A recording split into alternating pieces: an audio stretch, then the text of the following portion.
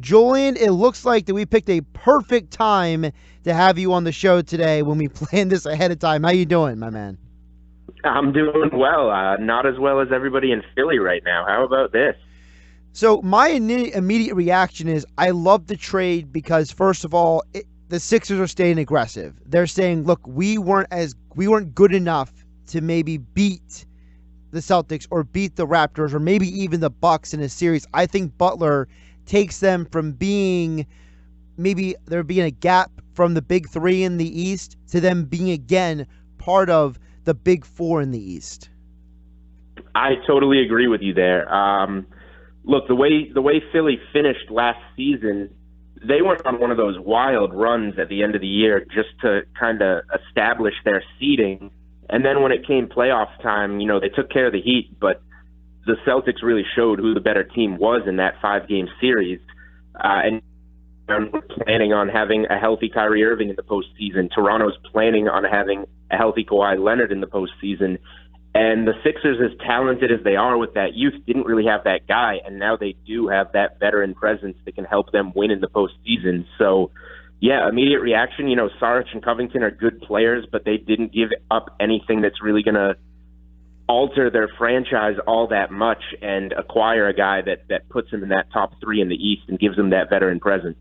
You're also getting a guy that I think people forget. This is a guy who earned his star in this league. This is a guy who was not, a lottery pick. He was not highly recruited coming out of high school. This was a guy who literally had to build himself into an NBA star. He's got that edge. He's got that dog in him, that alpha dog, where he walks into a room, he walks onto a court, and he immediately has respect. And I think that attitude maybe didn't sit well with some of the players in Minnesota, but I think that's an attitude in a city like Philadelphia that is all about hard work and grinding and putting in the time and the work, that I think maybe that's a better fit for Butler. Yeah, for sure. I mean, the way it sounded coming off of those reports in Minnesota was that the young players there, like Wiggins and Towns, weren't necessarily willing to put the same work in that a guy like Butler was. And again, I don't know anything about that. That's just the way that all the national reporters made it sound. Right. So, again, I don't know the same thing about Simmons and Embiid, but they seem like the type of players that are willing to put in the work. Joel Embiid cares, and he's one of the best young players in the NBA. He wants to do what it takes to win. So when you add a piece like Butler to that, Simmons is obviously a distributor to begin with, so it's nothing taken away from him. He's probably ecstatic to have another scorer that he can get the ball to. And Joel Embiid just seems like the selfless type of superstar that knows he's going to get his, but will gladly, share some of that load with Jimmy Butler to try and become a better team. So it's just a really great fit, and I think Philly just got a great price on Jimmy Butler, considering what he's going to be worth to them and the reports that he's interested in staying long term. You look at a guy like Butler as well. He's going from a team where he was the best player. No offense to Towns, no offense to Wiggins. Butler was the best player. Now he's coming to a team where he's the second best player, and maybe there's a little bit less pressure on him to have to go out and perform. We kept hearing from Minnesota, this is a guy in Butler who was very intent on getting his rest days, right? Well, now he's coming to a team where maybe he doesn't need as many rest days because he's not going to be asked to carry the offense, the defense at times. Yeah, I mean, the only way, I guess, to play a little bit of devil's advocate to that is I think a lot of people thought that Karl Anthony Towns would and should have been the best player when Jimmy Butler arrived in Minnesota, and he just didn't have that type of alpha personality. Still a great player, but he never really continued to make it his team and have Butler be the second guy. Embiid seems like the type of player that will and should be the best player on the team. So Butler sliding into that number 2 role, I don't think he'll have a problem with it necessarily, even though off of all these recent reports in Minnesota, Butler surely was feeling good about himself as the number 1 guy there. But it just, again, we keep going back to the fit. It feels like such a good fit. They're getting rid of perimeter players in the trade that go back to Minnesota for the most part. that you can slide Jimmy Butler right into that starting lineup and have it kind of almost be seamless for them. Just a little added update. Shams Charania is reporting that Minnesota and Philadelphia will have a trade call with the NBA on Monday to finalize the deal. So it looks like we won't expect Butler in Philadelphia until about Monday or Tuesday, just the way the timing of this deal is going to work out. And of course, now that Covington and Sarge are going to be traded, we won't see them tonight because the Sixers are playing the Grizzlies. So, Julian, heading back to your backyard, Julian Edlow, follow him on Twitter at Julian Edlow, DraftKings NBA contributor. Julian, how do you look at this in terms of fantasy? Butler goes from a team where he was basically the number one guy to a team where he, for all intents and purposes, offensively and defensively, he's number two. So how can that affect his value in fantasy? Well, I'll get to that in a second, because the point to necessarily talk about that makes DraftKings so valuable here is this game tonight that you mentioned against the Memphis Grizzlies, with Saric and Covington on their way out, but no Jimmy Butler yet in Philadelphia. It creates a lot of value plays to capitalize on if you're playing Saturday's NBA slate on DraftKings. So it's kind of the boring answer because all the stars are actually out of action. But behind Simmons and Embiid, Philly's going to have to throw a lot of their backup wing players, guys like a J.J. Redick or a Markelle Fultz. People are going to have to eat up more minutes and get more usage. So just right off the bat, Philly's going to have a lot of value on Saturday's DraftKings slate. So really quick, to touch on that real quick. So you looking at maybe like a Jonah Bolden? Maybe we saw him at a three last night. Maybe more minutes for a Muscala. Who are some of the guys on the Sixers bench that you think could have a lot of value tonight? Yeah, those guys you mentioned right there, and then I'm just actually opening up the slate right now. So let me just get back to it. I'll talk about Butler for a second and then switch back to Saturday's slate as I open this. But in terms of Butler's value, I think that he had a really consistent value whether he was in Chicago or Minnesota. He just seems to be a guy that can score in the low 20s in terms of points per game. He's going to be on the floor because of his defense, getting some steals and blocks, and he's always been pretty consistent as a rebounder and assist guy. So if anything, I think maybe his assist numbers drop a little bit with the ball being in Simmons' hands so much. Embiid's the best player there, so he's going to have the ball in his hands. So maybe a little bit less usage for Butler, but I think he'll still find ways to score. Simmons, I think we talked about, he's got to be thrilled to have another guy to get the ball to. So I think this actually improves his value. And then Embiid overall, you would have to think a little bit less of an opportunity with Butler here as they maybe share that scoring load, but not much of a downtick to any of those guys. And then just transitioning to what we were talking about earlier in terms of value. So Robert Covington was $5,400 on tonight's slate. Dario Saric was $4,900. Those are guys that chew up some minutes. So J.J. Redick was the guy that I mentioned. He's a guy that's been playing, let's see, about 30 minutes a game this season. That's gone up a little bit, but you would think he sees some more opportunity and a lot of shooting on the perimeter. Covington and Sarge, both guys that shoot a lot of threes, so JJ seems to fit in well there. After that, value definitely gets a lot thinner. But Jonah Bolden, it looks like he got 11 minutes in his last game. He played decent. He had 5 points and 4 rebounds. So that's a guy with a couple of bigger forwards out that you could definitely see out there producing. Wilson Chandler, it looks like he got 16 minutes last game. He scored 18.25 DraftKings points. He's just $3,400. If he goes out and does that again, that would be, you're looking for about 5 times value on DraftKings. So if a guy is $3,000, you're looking for 15 DraftKings points. So Wilson Chandler, it looks like, went about 6 times value in his last game with these guys in there. If Wilson Chandler turns into a guy that Philly decides to play 30 minutes tonight, he could be a guy that goes 8 to 10 times value, which is, gold on these DraftKings slates. Yeah, it's going to be interesting because Chandler's been on a minutes restriction the last couple of games because he's still recovering from the injury he had. So it'll be interesting to see how many minutes he gets tonight. Julian, let's flip the script for a minute. Covington, Saric, going to Minnesota now. So how do what do you think of that fit? How obviously Covington will slide into the three, the classic three in that starting lineup, but is Saric the starting forward next to Towns, or do you think Saric comes off the bench? How do you think it's going to fit, especially with the reports earlier this month, but last month, about the fact that the Timberwolves are trying to force Gorgie Jang into a deal. So now Jang is still there. So how do you think the rotation fits for Minnesota? Yeah, so if I'm Minnesota, Dario Saric is the highlight piece of this deal. He's a key young talent that you just got back for an NBA All-Star. So my expectation of him is to be the starting power forward and really show me something, put up better numbers than he was in Philly alongside guys like Towns and Wiggins. Now, with Tom Thibodeau, you don't know these things. Taj Gibson is a guy that could keep chewing up those power forward minutes better in there and try and make that playoff push.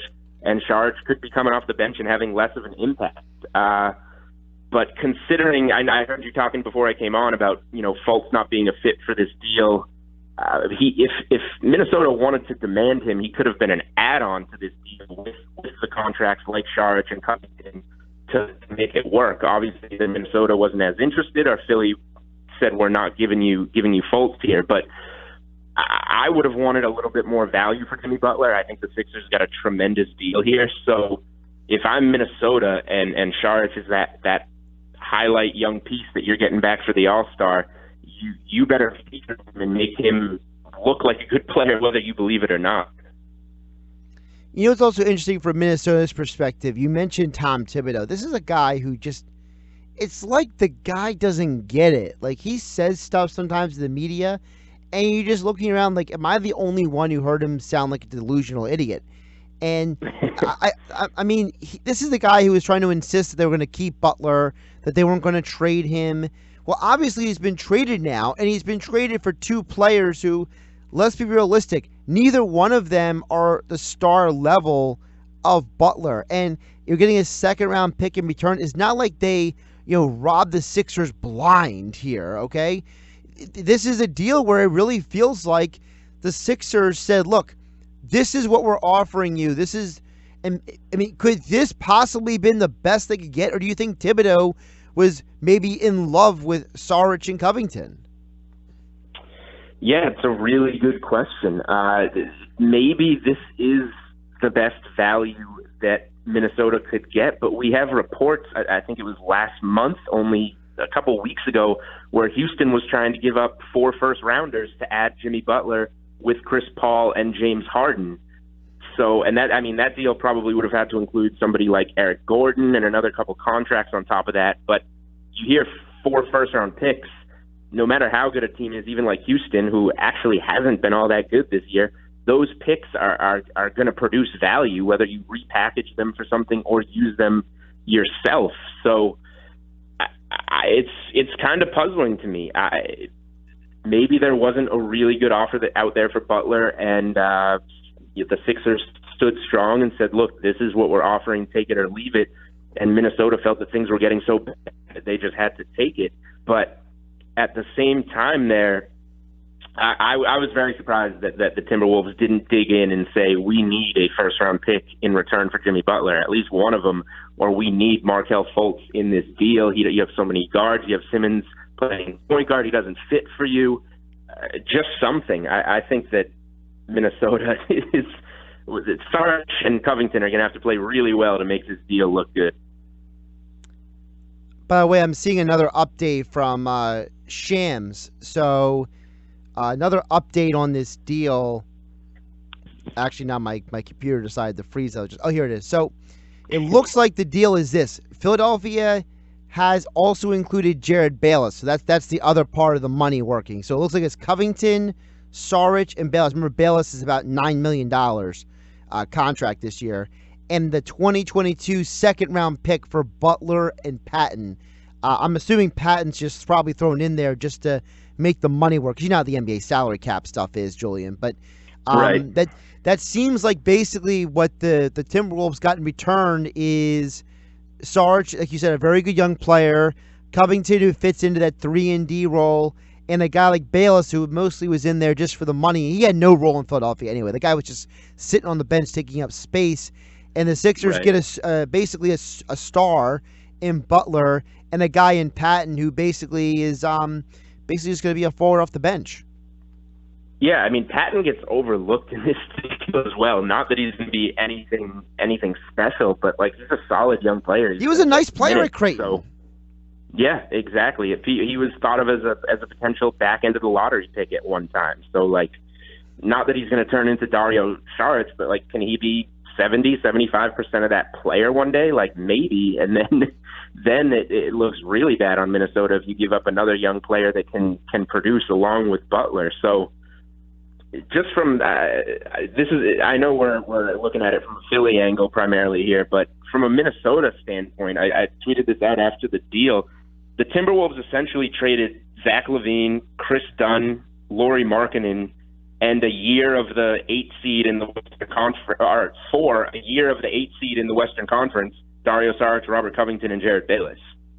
Like, really good young lottery talents that they moved for this package from Philly and a crack at the 8th seed last year that they barely got. They had to win that 8th seed in the last game of the season against Denver. So Minnesota is really going to have to find a way to get something out of Towns, Wiggins, and the players that they just acquired from Philly to justify giving up Butler.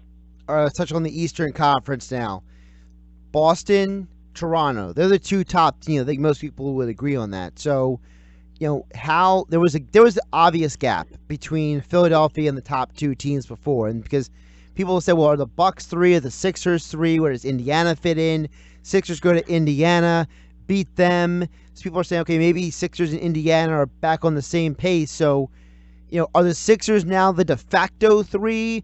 Is it a loose 3? Like, how do you view the Sixers now in the East compared to the big boys?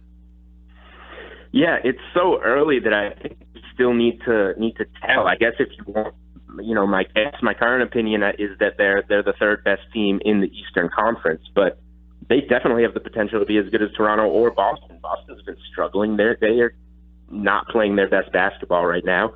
Toronto obviously looks really good up there at 11-1, but you would assume they come back to reality at some point. The way that I was thinking of it is that the Celtics will eventually make a run. They're only 7-5. They would eventually make a run up, and they're going to be, at worst, the 3 seed in the Eastern Conference, probably get that 2 seed, and Toronto would maybe wind up with 1 unless they really slide and Boston catches them. It's still so early, obviously, that can easily happen. But I was thinking of it more along the lines of the Bucks are 9-2. Giannis looks great. They've improved their depth. That was kind of the third team behind Boston and Toronto for me. And Philly and Indiana, flip-flop in that 4 or 5 seed somewhere. That would wind up in a playoff series. Who knows who has home court in that one, but that's roughly where I saw Philadelphia. And I think they've firmly gotten out of that range. And I expect them to be better than the Bucks now after this Jimmy Butler acquisition, and that was something that I could not have said an hour ago. What do you think, Danny? Think Danny Ainge is going to try to wheel in deal now to try to react, or do you think he's going to be patient with this team and see how they develop? Yeah, I'm not going to say Danny Ainge isn't going to make a move, but I don't think Danny Ainge is going to react to Philadelphia adding Butler. I think if Danny Ainge makes a move, it's going to be something that he would have pulled the trigger on either way. The problem in Boston now that we're talking about all the time is just having too many good rotational guys. So the idea generally when you're in that situation is that you want to package together 2 or 3 pieces for one better player that's going to play more. And that opportunity isn't necessarily out there. If a guy, I don't necessarily believe Terry Rozier has asked for a trade or has a problem with his role or anything, but he was a guy that was in the news this past week as asking for a trade from the Celtics. So if you're going to move a guy like Terry Rozier, you're probably not going to be able to package with him with anybody and improve and get a better player. You're probably trading Rozier for a couple younger players, a draft pick or something like that, and that's the last thing the Celtics need is to be working in that direction. So what Danny Ainge does at the trade line is going to be very interesting. I have no clue what type of player they could add to necessarily improve their depth or improve their starting five right now. So I think anything that they do is going to be more of just an opportunity that they kind of stumble upon rather than reacting to any other teams in the East. He is Julian Edlow, DraftKings NBA contributor. Check him out on Twitter at Julian Edlow. Julian, it's great to have you on again on the show. NBA season is hot again, and conveniently they broke the news just in time for you to come on the show today. So I don't know who you have to thank for that, but you might want to send him a thank you note. I appreciate whatever the Sixers do to help out today. This was a perfect time to be on. Julian, good to talk to you again, and look forward to talking to you in the near future. All right, thanks. Take care, man.